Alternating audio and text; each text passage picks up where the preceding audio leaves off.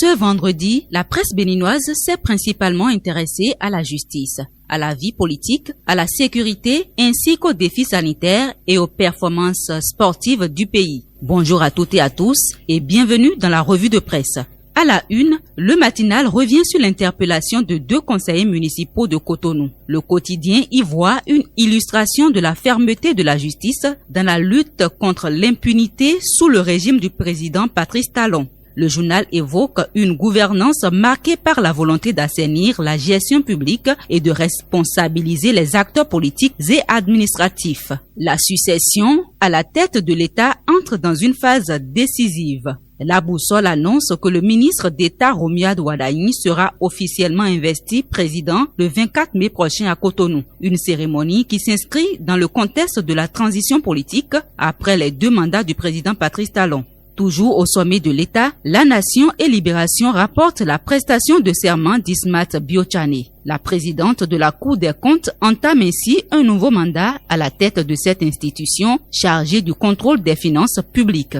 Pendant ce temps, la sécurité économique demeure une préoccupation majeure. L'investigateur du jour informe que la police républicaine intensifie sa traque contre Cunette et les réseaux d'escroquerie de masse. Selon le journal, la brigade économique et financière est en première ligne dans cette opération visant à démanteler les circuits de fraude et de recrutement massif dénoncés depuis plusieurs années. Autre sujet d'intérêt, la régulation des associations et ONG. Libération indique que les organisations concernées disposent encore de 3 mois de sursis avant une éventuelle dissolution si elles ne se conforment pas aux nouvelles exigences administratives. Sur le plan sanitaire, le Soleil Bénin Info s'interroge sur les mesures prises par le Bénin après l'alerte lancée par l'Organisation mondiale de la santé autour du hantavirus.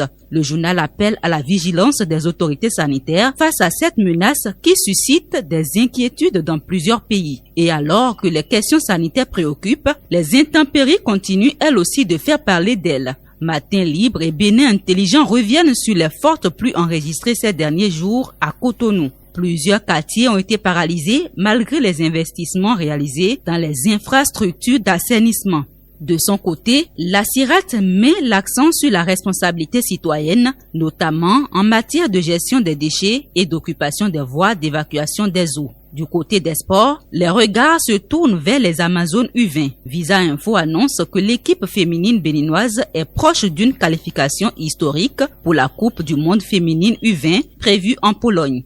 En beach handball, le journal nous apprend que la sélection nationale féminine poursuit activement sa préparation en vue de la Coupe du monde prévue en Croatie. Pour finir, Libération et Bénin Intelligent annoncent le recrutement de 1785 nouveaux agents au sein de la police républicaine. Une mesure qui vise à renforcer les capacités opérationnelles des forces de sécurité sur l'ensemble du territoire. Et dans le secteur des médias, Bénin Intelligent relaie l'appel du journaliste Hervé Ouessou en faveur d'une amélioration des conditions de vie et de travail des professionnels des médias au Bénin.